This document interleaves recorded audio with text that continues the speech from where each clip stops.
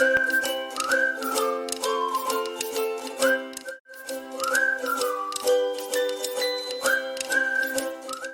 today's session, we have with us Mr. Ajay Rao. He is an entrepreneurial executive with over 30 years' experience in data-driven digital loyalty, analytics, and CRM fields across a variety of industries and a number of countries. He has launched amongst the first CRM, loyalty, and database marketing program globally in the 1980s and has since implemented programs in over 65 countries.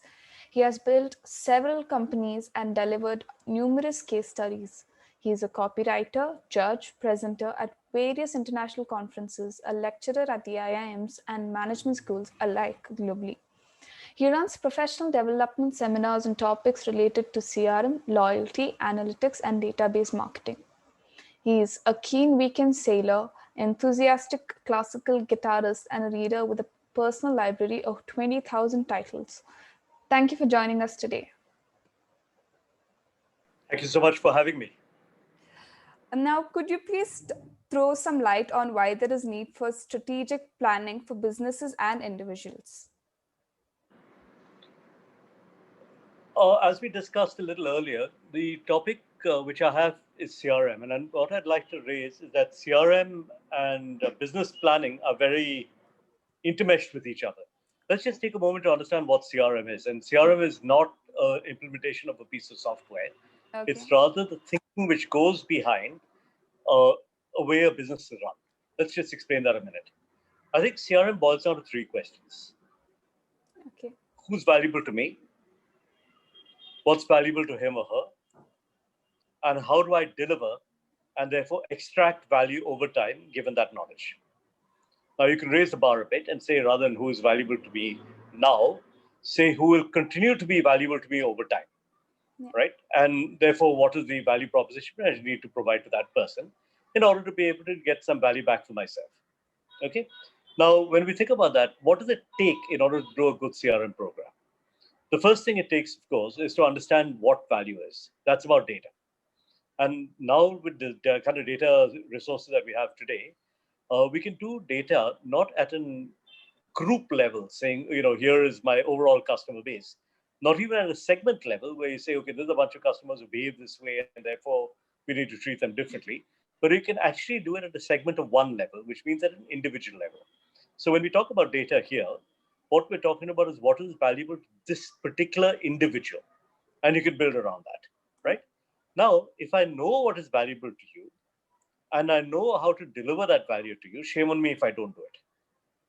And if I don't know what is valued to you, very soon I probably won't have a business because you will reward my stupidity by walking across the road to somebody else who does give you what you value, right? Yeah. Now that I know what's valuable to you and I've got that marked into my database, I've then got to figure out how will I make value out of this? And I'd say there are very broadly two kinds of customers. Customers from whom I'll eventually make a profit and customers from whom I'll never make a profit. Now, there are some customers who've been educated to come to me because I give them discounts. And they only come to me when I give them a discount, which is unfortunately the time at which I don't make a profit. Now, I continue to spend money getting those customers. I'm not sure how intelligent I'm being. What I'd rather do is spend money on the people who see value in what I have to give. Don't come for the discount, but come for the value that I have to give. And figure out what it is, going back to the first question, that they value, and then ensuring that I do that ever more effectively. Okay? Now, once I know how to do that, that is my business. And that is my CRM strategy. Okay. Right? So does that help you get some kind of initial understanding? Yeah. Now, could you please... CRM and business Yeah. Yes, sir. I think you've explained it phenomenally. Now, could you just tell us how CRM and strategy would be related to providing and building stronger customer relationships? Okay. See, now that I know what is value to you, right? What I should try and do is try and make it a habit. Okay. Right? Yeah. What is ideal is a scenario where I become a habit for you. Yeah. So you're not thinking about it every time. You're not saying, is this the best deal on the market? What you're doing is just coming back to me again and again without thinking about it. Yeah. Right? And if I can educate you through the initial phase of the relationship to come to a point where I become a habit, where it almost puts you off not to deal with me. Yeah. I think I've wound up in a perfect place, right? So the first rule of CRM is attract those who are potentially valuable to you Yeah. because you can give them value. The second rule of CRM, if you will, is to ensure that you train people to become habituated to you. So they're no longer thinking about it, right? Yeah. Now, if you've been married a few years, you don't sit down and say, run by me, why exactly did I marry this person? It's become a habit. You keep on doing it again and again and again. You come home every evening, right? When you're thinking about getting married, you give it a lot of thought. Why would I marry this person? How would it work for me? Blah, blah, blah, right? Likewise, I mean, okay, let's not compare a toothpaste tube with a marriage, but likewise with most brands, there's some degree of problem solving where you're thinking to some extent before you get into the relationship. Yeah. And as you go along, particularly for the brands that we in CRM are most interested in, which are what we call the top box brands, I'll explain that in a second. And what you want to do really is in a top box brand, actually, you know what? Let me explain what a top box brand is. If on this axis you take the ticket value, and on this axis you take the frequency of repeat purchase, high ticket value, high frequency repurchase is the top box, Okay. right? Those are brands which have the most valuable customer relationships Yeah. because you keep going back again and again and again, and you keep spending more and more and more, right? And those are the ones that CRM is most interested in.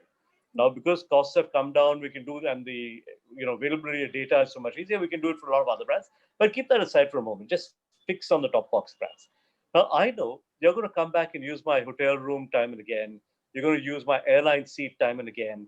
Now, it behooves me, if I know this, to make an effort to get to know you, figure out what's value to you, and then keep on delivering that. And sometimes, we think the first refuge of the incompetent marketer is the only thing which is of value to customers is a discount. When in doubt, let me discount my hotel room, let me discount my airline seat, Yeah. right?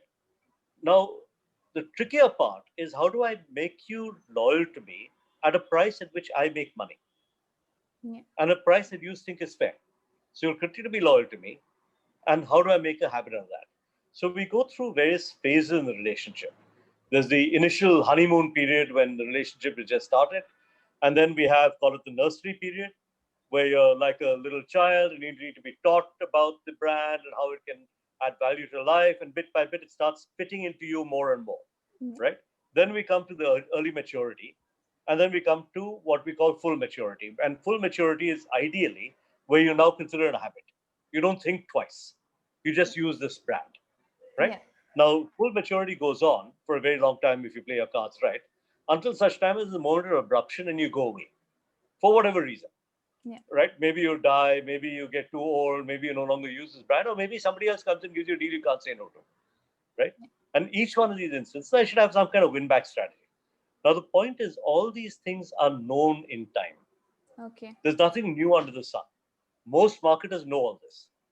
Yeah. What they've not done, except in a few cases who do this very well indeed, is perhaps make it programmatic, which is create a program which consistently says as you go from honeymoon to nursery, nursery to early maturity to win back, here are the steps I'll follow, and consistently drive on making it a habit.